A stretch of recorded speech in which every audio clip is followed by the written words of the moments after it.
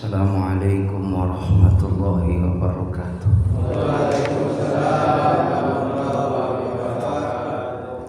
Alhamdulillahi rabbil alamin. Bi ni'matihi tatimmus shalihat. Asyhadu an la ilaha illallah al-malikul haqqul mubin. Muhammadur Rasulullah shadiqul wa'dil amin. Allahumma salli wa sallim ala sayyidina Muhammad wa ala alihi wa sahbihi ajma'in. Qala Allah ta'ala fi kitabihil karim. Bismillahirrahmanirrahim. Inna Allaha ma'al ladzina taqaw wal ladzina hum muhsinun. Wa qala ta'ala aydan fi ayatil ukhra. Inna rahmatallahi qaribun minal muhsinin. Wa qala an-nabi sallallahu alaihi wasallam man ahabba syai'an dzikrahu sadaqallah sadaqa rasulillah sallallahu alaihi wasallam. Ketua DKM beserta pengurus Masjid Al-Hikmah rahimakumullah, juga para satid, para hujaj, para orang tua yang sama-sama dirahmati Allah.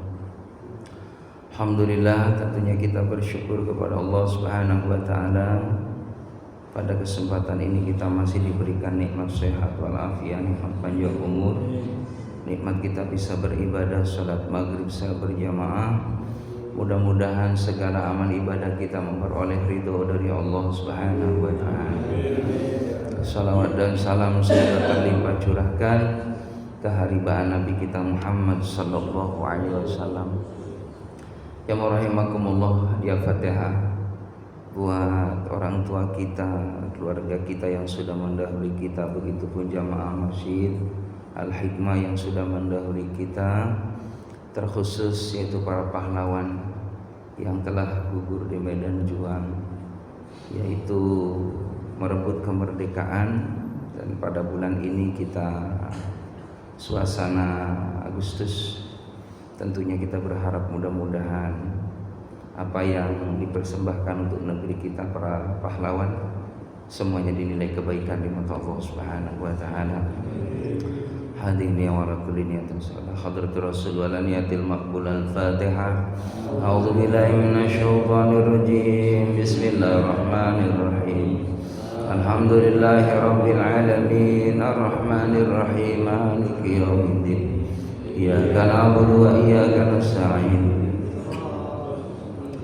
Shiratal ladzina an'amta 'alaihim ghairil maghdubi 'alaihim waladdallin. Amin. Alhamdulillah. Jemaah yang dimuliakan oleh Allah Subhanahu wa taala. Tentunya kita ya, umat Nabi Muhammad senantiasa terus meminta kepada Allah agar kecintaan kita kepada Nabi Muhammad kita istiqomah ya, dalam kondisi apapun. Karena ketika kita cinta kepada Nabi Muhammad, cinta itulah yang membawa kita memperoleh kemuliaan. Ya, tanpa cinta kita kepada Rasulullah sallallahu alaihi wasallam mustahil kita dapat cintanya Allah. Jadi syaratnya kalau kita ingin dapat cintanya Allah, maka cintai Nabi Muhammad. Ketika kita sudah mencintai Nabi Muhammad, pasti dicintai Allah. Qul in kuntum tuhibbunallah. Qul katakan Muhammad, in kuntum jika kamu tuhibbunallah, mencintai Allah, fattabi'uni, ikuti aku, ikuti Nabi Muhammad. Kalau sudah kita ikuti semua ajakan Rasulullah sallallahu alaihi wasallam, melaksanakan daripada apa yang dilakukan oleh Nabi, yuhibbukumullah, maka kita dicintai Allah. Kalau sudah dicintai sama Allah, wa yaghfir lakum dzunubakum, Allah akan mengampuni dosa kamu sekalian. Jadi jamaah rahimakumullah, ini juga termasuk syarat bagaimana supaya ya kita diampuni dosa-dosanya oleh Allah, yaitu syaratnya di samping kita penuh pengabdian kepada Allah juga mencintai Nabi Muhammad. Dalam hadis Nabi Muhammad SAW, adibu auladakum, didiklah anak-anak, ala salasin khisalin, terhadap 3 hal. Apa yang diajarkan buat anak kita? Yang pertama, hubbi nabiyukum, cintailah nabimu. Nah, kita punya nabi terakhir adalah Nabi Muhammad. Nabi Muhammad adalah nabi yang istimewa. Nabi yang belum Allah ciptakan beliau, Allah sudah ciptakan ruhnya. Jadi ruhnya para nabi dan rasul, begitupun semua ya hambanya Allah itu tercipta dari cahaya nurnya Nabi Muhammad sallallahu alaihi wasallam. Maka jamaah yang dimuliakan oleh Allah Subhanahu wa taala, pantas ketika Nabi Adam alaihissalam pernah melakukan kesalahan di hadapan Allah, maka ratusan ya tahun beliau mohon kepada Allah supaya diterima taubatnya, ternyata belum juga dijawab sama Allah. Maka Nabi Adam melihat ke tiang-tiang aras, di pintu sorga tercantum kalimat la ilaha illallah Muhammadur Rasulullah. Ini siapa ini nama Muhammad ini? Kok disanding dengan Allah? Kalau bukan makhluk yang istimewa. Maka jamaah rahimakumullah, Nabi Adam pun minta sama Allah bihaqqi Muhammadin, ya Allah, dengan ya Nabi Muhammad ya, yang namanya disandingkan dengan Engkau, maka wasilah Muhammad itu ya Allah ampuni dosa. Maka dengan menyebut Muhammad, maka Nabi Adam alaihissalam diterima taubatnya oleh Allah Subhanahu wa taala. Di dalam kitab Al-Anwar Al-Qudsiyah atau dalam kitab ya Al-Anwar ya Nabawiyah, maka dijelaskan bahwa Nabi kita Muhammad sallallahu alaihi wasallam itu cahayanya yaitu kalau ibarat rembulan itu full cahaya yang penuh. Makanya dikatakan anta ya Samsun anta badrun, anta nurun fauqa. Jadi Nabi Muhammad itu cahaya di atas cahaya. Bahkan di dalam satu keterangan, Nabi Muhammad itu separuh cahayanya Allah Subhanahu wa taala. Kalau dibilang manusia yang paling tampan di muka bumi ini, kita kenal yaitu Nabi Yusuf alaihissalam. Akan tetapi kalau dibandingkan dengan ketampanan Nabi Muhammad, maka Nabi Yusuf separuhnya ketampanan Nabi Muhammad sallallahu alaihi wasallam. Jadi jamaah yang dimuliakan oleh Allah Subhanahu wa taala, di dalam keterangan satu kitab itu Nabi Muhammad diciptakan oleh Allah Subhanahu wa taala cahaya yang luar biasa sempurna.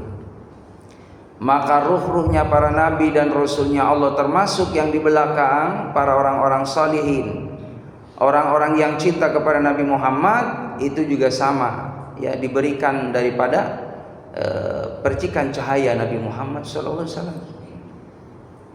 Nabi Adam, Idris, terus para nabi, para rasul yang 124.000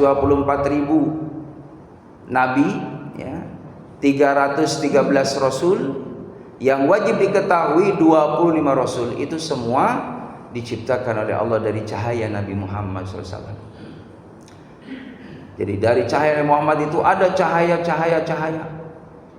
Lalu di belakangnya ada ya cahaya lagi, cuman beda cahayanya para nabi dan rasul, cahayanya para syuhada, para siddiqin, para salihin, terus orang-orang yang cinta kepada Muhammad, itu semuanya mendapatkan cipratan cahayanya Nabi Muhammad. Maka termasuk orang yang mencintai Nabi Muhammad ya, nanti yang akan dikumpulkan dalam surganya Allah, mereka yang mendapatkan daripada ya percikan cahayanya Nabi Muhammad sallallahu alaihi wasallam. Mudah-mudahan kita termasuk ya di dalamnya. Amin ya rabbal.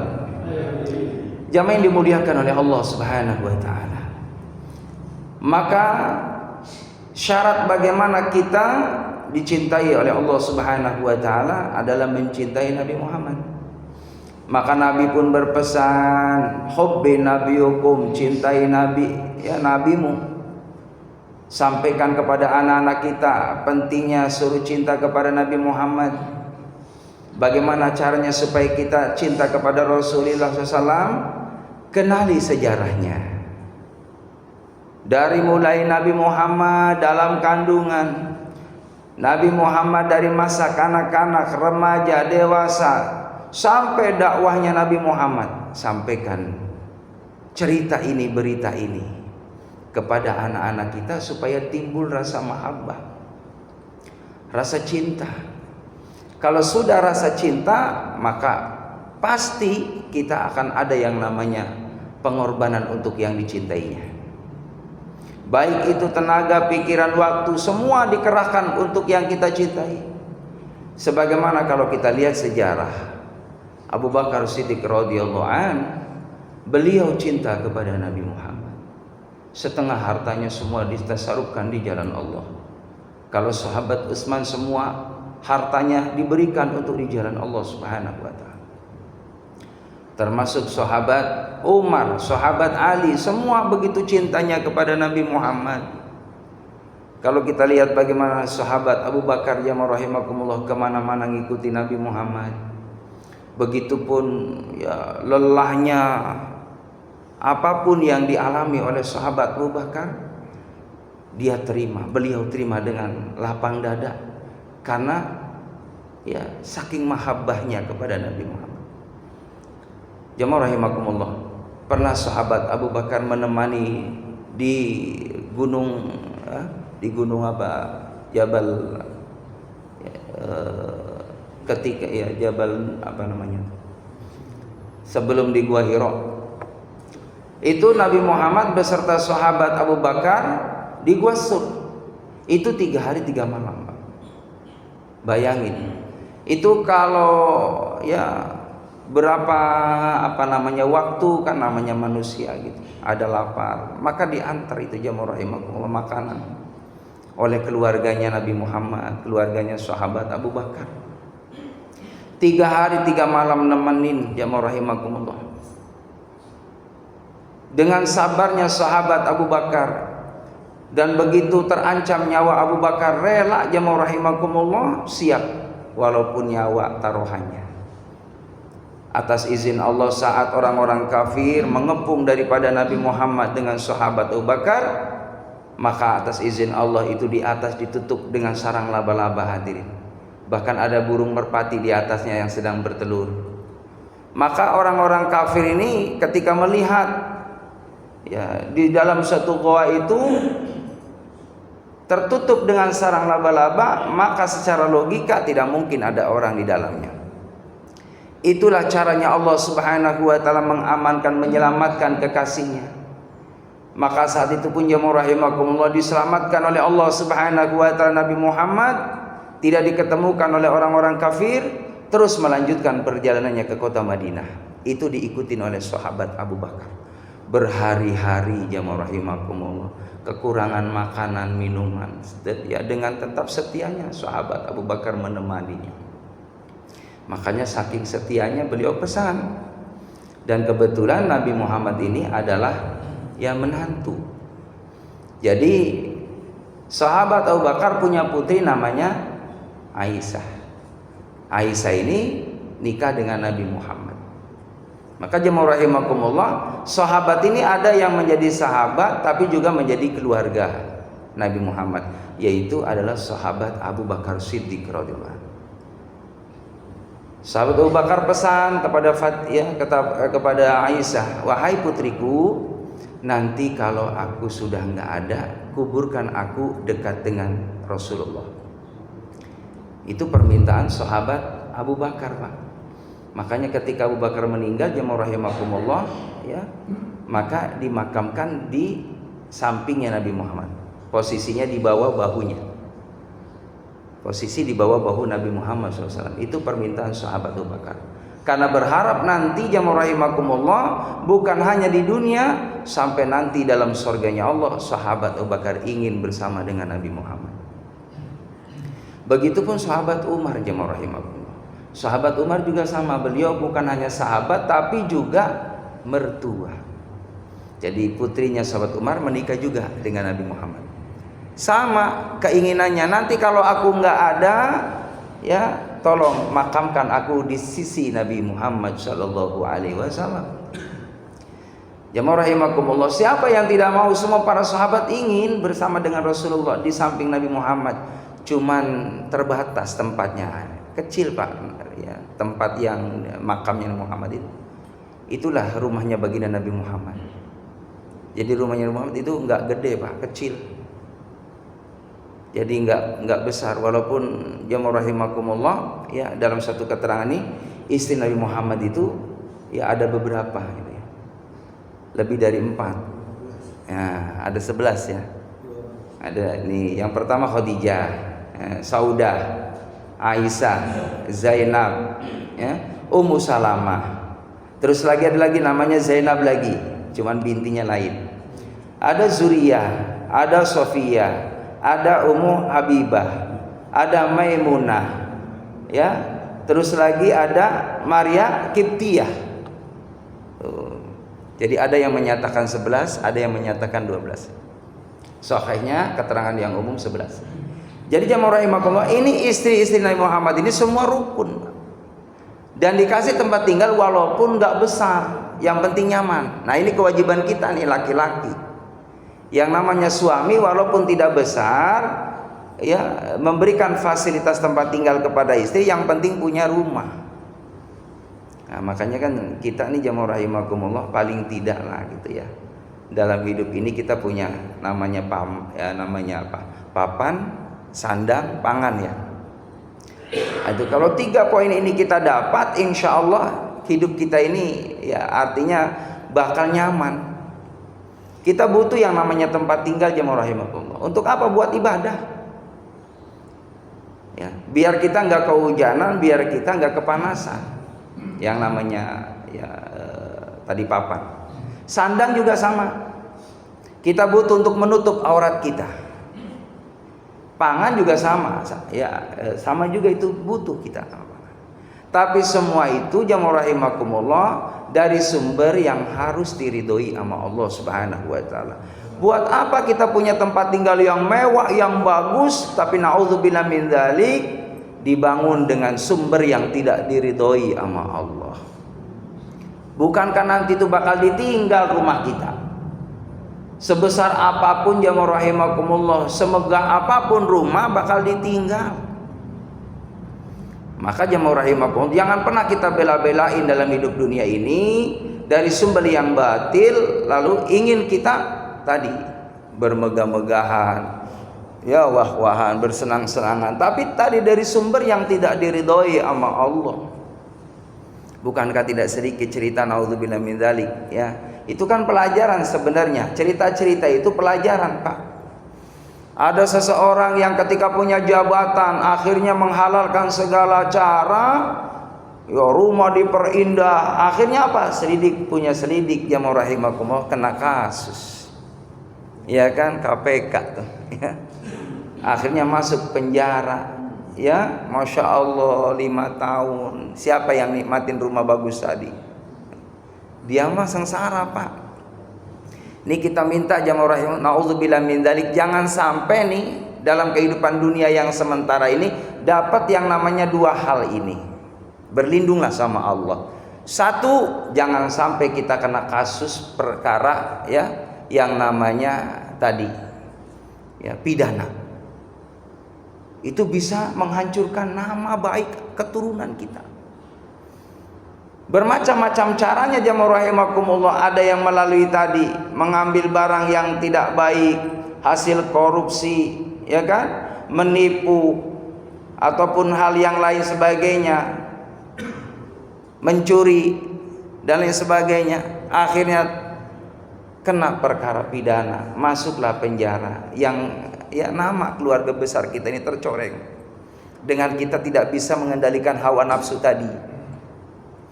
Makanya Nabi sampaikan, berlindunglah yang pertama dari tadi yang namanya pidana.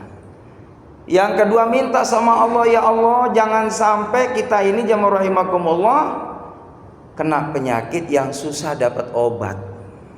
Padahal yang namanya penyakit itu ada obatnya.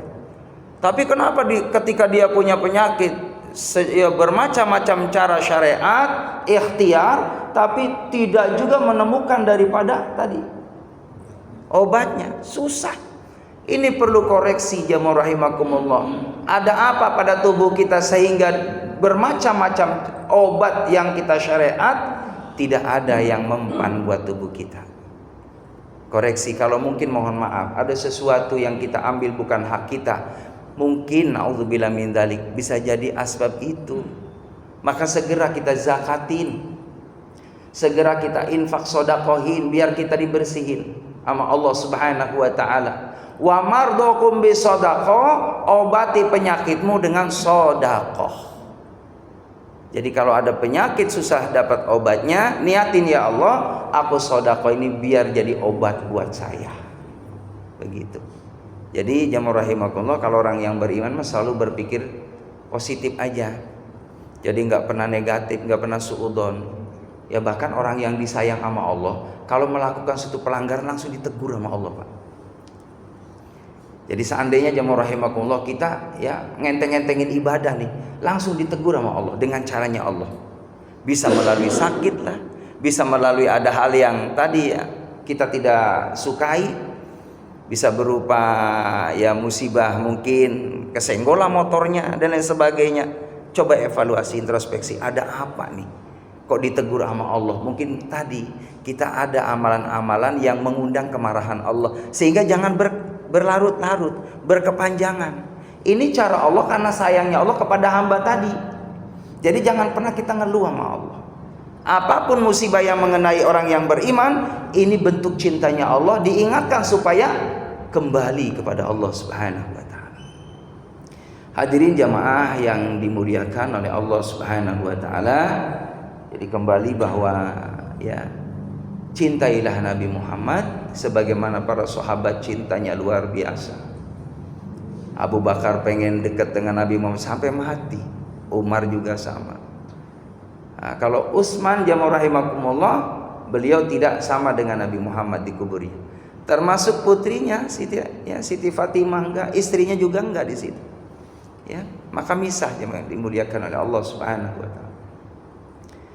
Maka Nabi kita Muhammad SAW berpesan, hubbi nabiukum wa hubbi ahli baitihi, dan cintai kepada keluarganya Nabi Muhammad. Ya termasuk kita harus ya sayang kepada para sahabat itu, Abu Bakar, Umar, Utsman, Ali. Ya, jadi jangan sampai kita melihat atau membaca sejarah, ya namanya manusia ada sisi ya kan kurang sempurnanya, maka jangan dilihat ketidaksempurnanya. Lihatlah kebaikannya yang begitu besar. Ini kalau kita lihat jemaah rahimakumullah, para sahabat itu meninggalnya mohon maaf, ada yang diracun, Pak. Sahabat Abu Bakar itu diracun oleh orang Yahudi. Kurang apanya? Termasuk orang yang dapat gelar as-siddiq, orang yang dipercaya sama Nabi Muhammad. Coba. Sampai orang-orang saat Nabi Muhammad Mi'raj turun dari langit, enggak ada yang percaya kecuali sahabat Abu Bakar. Maka jemaah rahimakumullah, meninggalnya sahabat Abu Bakar itu diracun. Kalau sahabat Umar jemaah rahimakumullah dibunuh. Sahabat Utsman juga sama dibunuh. Termasuk sahabat Ali. Jadi sahabat itu jemaah rahimakumullah selalu diintai terus sama orang-orang yang memusuhi ajaran agama Allah, supaya tidak berkembang agamanya, supaya putus ya ulamanya yang menyampaikan kebenaran. Makanya kata Nabi Muhammad, tanda akhir zaman juga nanti jemaah rahimakumullah banyak ulama-ulama yang sudah menghadap Allah Subhanahu wa taala.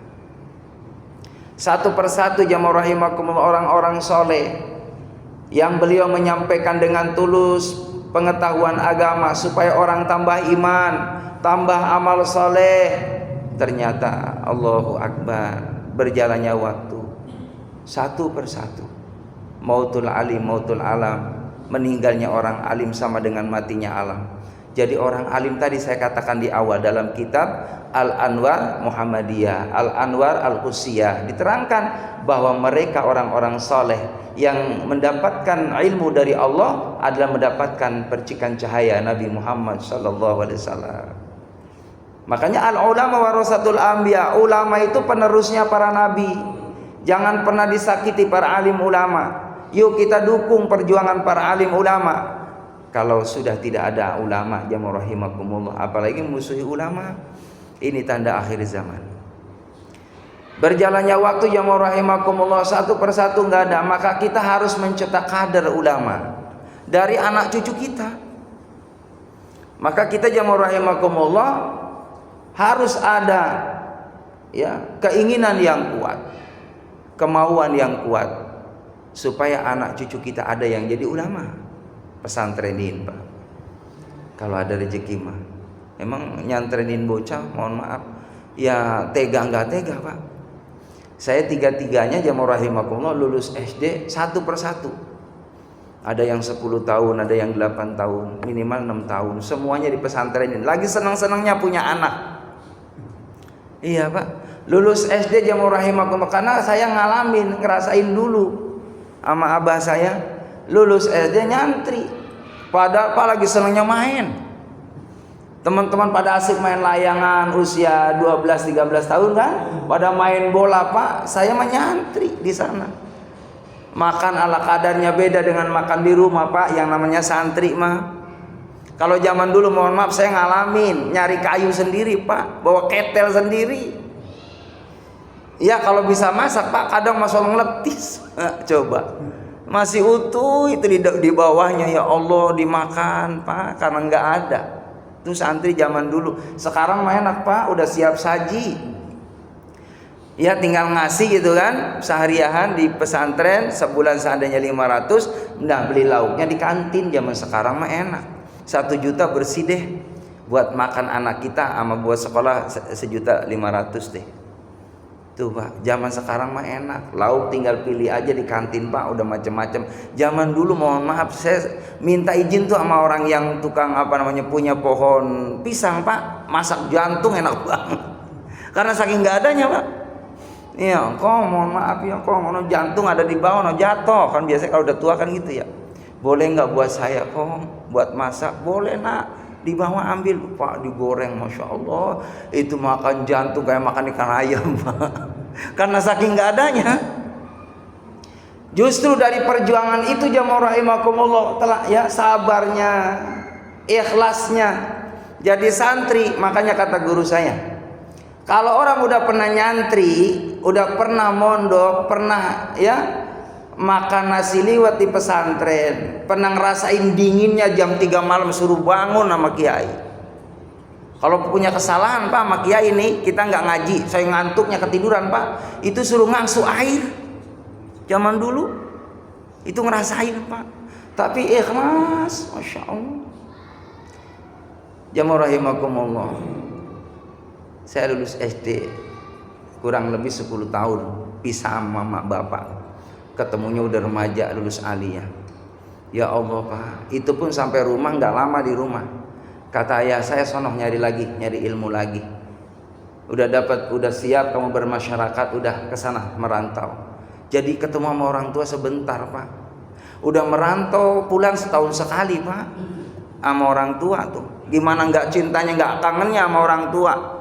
Itulah orang yang mandiri, orang yang berjuang untuk agama Allah. Memang harus lelah dulu, capek dulu di bumi ini, di dunia ini. Alhamdulillah jamaah rahimakumullah, berjalannya waktu dengan modal mempelajari Al-Quran. Al-Quran ini mukjizat dari Allah yang agung. Kalau kita bawa ilmu Allah, bawa ilmu Nabi Muhammad yang hakikatnya dari Allah, dimanapun bakal dihidupi nama Allah. Al-ilmu nurun, ilmu itu cahaya. Orang punya ilmu jamaah rahimakumullah, sekalipun dia mohon maaf di dalam rumah, lambat laun bakal ketahuan kalau dia punya ilmu. Jamaah rahimakumullah, ini kepepet gitu kan, seandainya kan di kampung ada acara, enggak ya ada acara besar-besaran, ini yang mimpin zikirnya enggak ada. Kebetulan ada halangan, karena namanya manusia ada halangan. Yang mimpin zikir enggak ada, yang mimpin rawi marhaban enggak ada, yang doa enggak ada, yang ceramah enggak ada. Diem karena dia subhanallah gitu kan, geremeng-geremeng ada suara baca Quran Pak di rumahnya mah enak bacaannya. Ya namanya tadi ilmu itu bercahaya. Dengar kalau seseorang ini bisa ilmunya, punya ilmu, dipanggil jamaah rahimakumullah, walaupun dia menutupi keilmuannya sembunyi-sembunyi, suatu saat dimunculi nama Allah. Pak mohon maaf, bisa nggak Bapak gantiin ini, Pak Ustadznya nggak hadir. Saya nggak bisa Pak. Ya coba aja kali Bapak, ya semampu Bapak. Ternyata ketika di depan subhanallah, mimpin tahlil udah biasa di pesantren, mimpin marhaban udah biasa, mimpin rotibul hadal sudah biasa, ngasih wejangan udah biasa. Ada ya namanya di malam Jumat itu belajar khitobah. Ya sedikit-sedikit belajar ngomong Pak. Jadi mohon maaf jemaah rahimakumullah. Ini belajar ngomongnya dibiasain Pak. Kalau nggak biasa ngomong, ini mohon maaf. Ngadepin mic aja grogi Pak, keringatnya gromoncos. Assalam. Nggak ketemu-temu Pak, karena nggak biasa. Tapi karena tadi di pesantren diajarin mandiri, harus siap kamu nanti ketika di masyarakat harus siap pakai.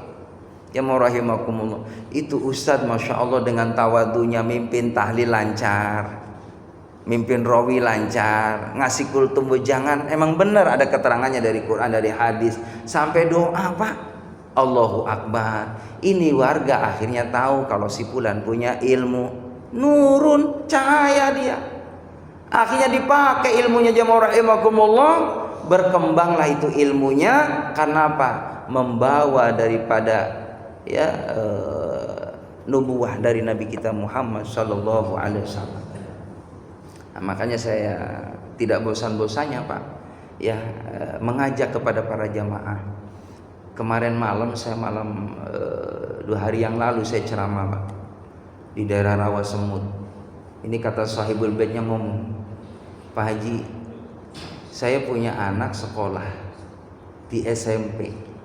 Dari 20 anak, ketika diuji baca Quran, 1 anak saya doang yang bisa baca Quran. 19 Allahu Akbar. Saya punya sahabat namanya Ustaz Hanan. Betul kata kepala sekolah, seperti itu kondisinya. Sekarang tuh Pak, Masya Allah, anak-anak SD, SMP, SMA mohon maaf, itu minim sekali Pak bisa baca Quran. Karena tadi kesibukan di rumah udah main gadget, main HP. Bukan hanya anaknya, kadang orang tuanya nggak mau saing, nggak kalah saing gitu kan. Masuk rumah pada rebutan HP, bapaknya main HP, ibunya main HP, pada diem-dieman semua hadirin. Iya, yang bagus kan pada meroja ayat, pada tadarus, bapaknya baca 3 ayat, sebelahnya ayo mah lanjutin mah, ayo nak, cakep banget nih rumah model begini Pak. Itu Masya Allah ngeliat kalau Facebook sebelah sana RT 3 lagi Agustusan gitu ya. RT 5 main bola, Allahu Akbar. Jamaah rahimakumullah. Info-info yang kayak gini kadang-kala mohon maaf lupakan waktu ibadah. Coba kalau kita isi dengan tilawah Quran, tadarus Quran bersama. Kalau kita mohon maaf sudah biasa senang baca rotibul hadad Pak, itu ada keterangan barang siapa yang baca rotibul hadad ba'da maghrib, insya Allah Allah akan cukupkan dunia akhiratnya. Masih mendingan itu kan Pak ketimbang lihat HP. Memang setan gak ridho Pak, setan gak ridho. Kalau umat Nabi Muhammad pada soleh gak ridho. Kalau masjid pada rame, pada banyak orang ibadah, setan gak ridho Pak. Ngalang-ngalang ini di jalan nih biar gak sampai ke sini. Udah mulai 5:30 bergerilya hadirin setan-setan ke rumah-rumah. Tuh, iya kan, pada ngebujuk, pada ngebisik, jangan berangkat ke masjid. Enakan di rumah. Ke masjid mah capek jalannya. Tuh setan begitu tuh Pak. Tapi kalau kita bismillah, ya Allah, saya pengen dapat ridhomu ya Allah. Langkah saya ini jadi saksi. Bumi yang saya injek nanti jadi saksi di hadapanmu ya Allah. Maka itulah yang membuat kita semangat. Makanya kalau mau ibadah ingatnya akhirat, ingatnya mati Pak. Biar kita ini terpacu. Mau tahajud malas, ingat mati. Biar kita senang tahajud. Kita butuh sama Allah. Allah nggak rugi kita nggak tahajud, kitanya yang rugi. Malam itu nggak ada nilai kebaikan di mata Allah. Ibarat kita malam itu dapat bonus dari Allah, orang-orang pada nerima bonus, kita nggak dapat, rugi. Makanya jangan kelewat malam kecuali tahajud, walaupun 2 rakaat. Siang-siangnya duha, biar kita dapat jaminan surga dari Allah. Amin. Terutama Bapak saya udah sampein tuh, habis maghrib rutinin sholat awabin 2 rakaat. Usolli sunatal awabin rakaatain lillahi ta'ala. Rafa Allah salatahu fi 'illiyin, kata Nabi. Orang yang sholat sunnah awabin, Allah angkat sholat awabinya, ditempatkan di dalam surga sebagai tiket buat kita. Amin ya robbal. Kalau ada waktu. Tapi insya Allah ada waktu, sempetin 2 rakaat Pak. Jangan pulang dulu kecuali taklim ya. Taklim makin memang satu paket. Ya, habis ba'diyah 2 rakaat deh sholat awabin. Nanti kesenanya rutinin Pak. Enggak di masjid, jadi rumah kerjain sholat awabinnya. Karena kapan lagi kita dapat tiket tadi Pak kalau enggak sekarang. Terus dawamin, amalkan amalan-amalan yang baik tadi. Ini dari Nabi Muhammad. Jamaah rahimakumullah. Jadi kembali bahwa cintailah ya hubbi Nabi hukum wa hubbi ahli bait, keluarga Nabi Muhammad. Tadi cintai para sahabat. Cintai putra-putra Nabi Muhammad. Ya, kalau putra Nabi Muhammad itu jamaah rahimakumullah Qasim. Terus lagi ya, Ibrahim, Abdullah, laki-laki Pak. 3 enggak ada yang sampai remaja. Masih kecil meninggal. Makanya turun surah Al-Kautsar itu kan. Inna a'tainakal kautsar fasallu bika wa inna syani'aka wal abtar. Ya, jadi Muhammad diolok-olok. Muhammad engkau punya anak laki-laki selalu mati, berarti enggak ada penerus.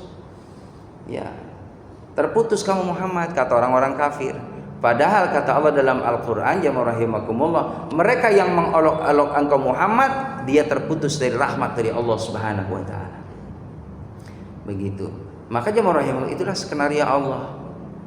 Setiap punya anak laki-laki meninggal, ya, dilanjutkan putri-putri beliau, ada Ruqayyah, ada Zainab, ya, terus lagi ada Fatimah, ya. Maka ternyata jamaah rahimakumullah, dari Fatimah itulah dan sahabat Alilah ya lahirlah namanya Hasan dan Husain. Dari Hasan dan Husain punya anak keturunan. Itulah yang namanya zuriat Nabi Muhammad sallallahu alaihi wasallam. Di muka bumi ini kalau nggak ada zuriatnya Nabi Muhammad jamaah rahimakumullah, ya maka mohon maaf nggak ada obor. Ya, makanya cintailah zuriatnya Nabi Muhammad. Orang-orang yang soleh, orang-orang yang mencintai daripada zuriat Nabi Muhammad diikuti. Jadi kalau kita ngelihat orang baik, yuk kita belajar biar jadi orang baik. Dan jamaah yang dimuliakan oleh Allah Subhanahu wa taala, dalam kehidupan dunia ini ada peluang untuk meraih surganya Allah Subhanahu wa taala dari siapapun, tidak menutup kemungkinan kita pun ada peluang untuk dapat kemuliaan dari Allah Subhanahu wa taala, untuk jadi orang yang soleh. Mulai dari diri kita, terus belajar jadi orang yang baik di mata Allah Subhanahu wa taala. Dengan cara apa supaya kita ya jadi orang yang saleh di hadapan Allah Subhanahu wa taala? Yang pertama, terus kuatkan keimanan kita kepada Allah. Di akhir zaman ini jamaah rahimakumullah. Di akhir zaman ini fitnah di mana-mana, musibah, maksiat di mana-mana. Nauzubillah min dzalik. Ya, kalau kita enggak memperkuat iman kita di hadapan Allah, khawatir iman kita ini terkikis dengan tadi dihadirkannya maksiat yang susah dibendung Pak akhir zaman ini. Kemaksiatan susah dibendung. Jangan pernah menyalahkan yang namanya alat, yang namanya media. Media memubah, dilihat boleh, nggak dilihat nggak apa-apa, itu orang namanya alat itu kan. Barang, benda, kembali kepada kita. Semakin besar ujian buat kita, semakin besar pahala yang Allah berikan buat kita. Maka ketika kita melihat ada kemaksiatan, naudzubillah min dzalik, berlindung, auzubillahi minasyaitonir rajim. Mendengar kemaksiatan, auzubillahi minasyaitonir rajim. Mau ngomong hal yang tidak baik, auzubillahi minasyaitonir rajim. Mohon perlindungan kepada Allah biar dijaga mata kita. Jangan terus ngumbar berbuat maksiat mata kita, takut lambat laun jamaah rahim jadi hobi. Nanti kalau sudah jadi hobi, jadi kesenangan, kalau nggak dilakuin kemaksiatan, jadi ada sesuatu yang kurang. Naudzubillah min dzalik. Nah, orang biasa, mohon maaf ya, biasa judi Pak, nggak judi rugi. Karena udah biasa.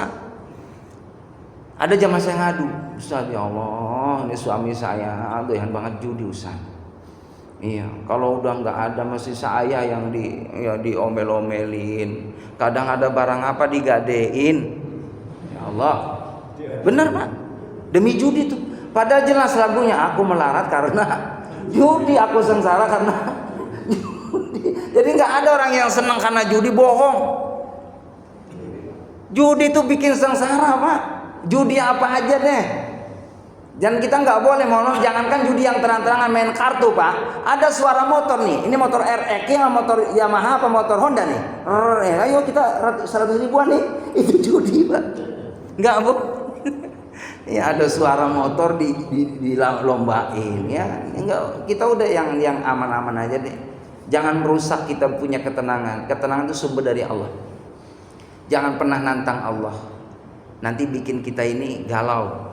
Apa yang menyebabkan galau kita nih? Satu, banyaknya maksiat sama Allah. Gak bakal tenang, Pak. Orang maksiat itu pasti hidupnya galau kacau. Orang pezina itu galau kacau. Orang pejudi itu galau kacau, orang pemabok galau kacau, orang tukang nyopet kelihatannya tenang Pak, tapi hatinya kapan sepi, kacau gitu ya. Ya yang enak tuh orang yang ibadah tenang, anteng, mati pun siap ya Allah mau ibadah saya Pak, begitu. Jadi kenapa orang galau? Karena punya dosa. Lalu yang kedua, kenapa orang galau kacau jamaah rahimakumullah? Adalah orang yang nggak ridho atas qadanya Allah. Ngomel-ngomel ke Allah, kenapa saya miskin ya Allah. Saudara-saudara yang tiga semuanya kakak saya semuanya kaya. Kenapa saya nggak kaya ya Allah? Sahabat-sahabat saya yang sekolahan sekampus S1 sama, semuanya mereka sukses. Kenapa saya sarjana tapi nggak sukses? Jadi nyalahin Allah jemaah rahimakumullah, nggak pernah ridho dengan ketetapan Allah. Kenapa saya istrinya ini ya Allah? Padahal saya senang sama si Anu gitu kan.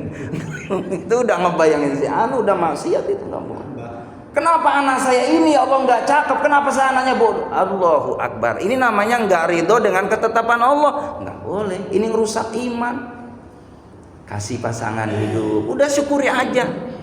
Bilang sama istri kita, Mama, 1 juta bintang di langit. Tak satu pun yang bercahaya. Banyak wanita yang cantik, hanya Mama yang Papa cinta. Ini istri model begini Pak, nggak dikasih duit juga insya Allah manyun. Iya kan? Anteng hadirin. Kenapa tadi Masya Allah dibikin happy nih hidup. Nggak pernah kita ngeluh sama Allah. Apapun yang terjadi orang yang beriman selalu husnudzon kepada Allah. Nah itu yang membuat kita tenang Pak. Nikmat ya Allah. Dikasih ujian, nggak punya duit ya udah. Kita ngebayangin dulu duitnya banyak. Begitu, kalau punya rumah berarti kita punya duit, punya kendaraan punya duit, punya pasangan, punya anak-anak dia sekolah punya duit. Sekarang lagi nggak punya duit, cuma setahun ini doang nggak punya duit. Nanti tunggu tahun depan dibuka sama Allah, asal sabar. Nah ini juga ada hikmah. Kenapa Allah muji biar kita nggak punya duit? Biar kita paham yang ngasih duit Allah. Biar terus mintanya kalau malam-malam. Biasa malam-malam bangun 3:30, sekarang sama jam 2 udah jaga minta sama Allah. Ya Allah, ya dana, ya dana, ya dana, ya. Minta sama Allah yang punya uang, minta ya Allah. Makanya datang ke ulama, ke ustaz, doain saya. Ya, orang kadang ke ustaz lagi butuh doang Pak. Iya, saya mah kadang begitu tuh. Saya titenin tuh jamaah-jamaah begitu tuh. Lagi susah Pak, lagi ada masalah keluarga, ngadu ke saya curhat. Waalaikumsalam Pak Haji, udah baru melipat jam 1 istirahat. Ini mohon maaf ya, kita nih nggak boleh mengganggu orang istirahat habis zuhur main, nggak boleh. Ada keterangannya. Yang nggak boleh itu habis zuhur, itu waktu istirahat. Jadi main apa yang paling bagus itu ya antara habis asar, gitu kan? Itu lagi enak tuh, lagi nyantai. Terus waktunya kira-kira hari libur begitu. Jangan ujuk-ujuk, nggak ada WA, nggak ada telepon Pak, jam 12:30 Pak, habis makan pisan. Mending lagi habis makan, malah lagi mau makan, ngambilin piring, assalamualaikum, waalaikumsalam, Pak mohon maaf saya mau ngobrol boleh nggak? Ngobrol 2 jam Pak. Ini ustadz megangin perut hadirin. Ya Allah kapan pulangnya ya Allah. Jadi harus tahu kondisi kita tamu. Kapan nih ustadz waktu istirahat ya rahimakumullah? Datang Pak, curhat keluarga. Oh istri saya ngomel-ngomel dulu ustadz, dinasehatin tuh sama saya berdua. Ngapain ngomel-ngomel, kata saya nggak ada untungnya, jauhin rezeki. Udah pada akur lagi, pada rukun lagi, pada kerja lagi. Akur Pak 5 tahun, berkembang Pak, orang ingat sama saya. Main telepon pun kagak, ada masalah lagi datang lagi Pak. Ya Allah kata saya, orang ini lagi baik kata. Lagi baik nih baik ya Allah. Udah, tapi tetap itu kewajiban ustaz, ngasih solusi. Kata saya yang sabar ya. Nanti habis sholat isya baca sholawat 400 kali, biar diurai masalahnya sama Allah. Habis sholat tahajud baca subhanallah bihamdi, subhanallahadzim, astagfirullah, biar nanti urusannya dimudahin sama Allah. Ya Ustaz, lagi seret nih usahanya, ya biar lancar nih. Habis tahajud sebelum azan subuh, subhanallah bihamdi, subhanallahiladzim, astagfirullah 100 kali diamali nama dia Pak. Alhamdulillah 4 tahun kemudian telepon ke saya bawa gula, hadirin. Lumayan gitu kan. Udah seikhlasnya aja sama, dikasih apapun dari jamaah, nggak boleh ngeluh. Nah, itu saja udah isa hadirin. Yang benar dari Allah, yang salah adalah kearifan saya. Subhanallah, asyhadu an la ilaha illa anta, astaghfiruka wa atubu ilaik. Walhamdulillah. Demikian, assalamualaikum warahmatullahi wabarakatuh.